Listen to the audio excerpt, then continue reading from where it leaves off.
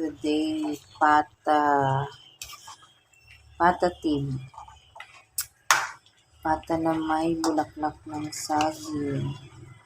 May oyster sauce. Toyo. Grabe, oh. Ang taba-taba. Ayan.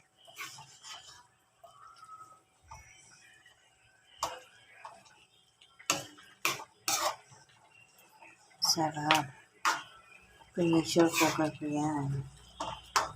Hindi pa kulong-kulong siya. Malambot na po yan. Pinapalapot ko lang ng konti. Para pwede na.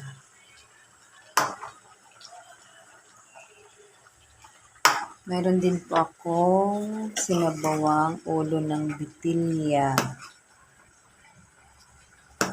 Prinirito ko muna bago ko iginisa sa sibuyas, kamatis, bawang.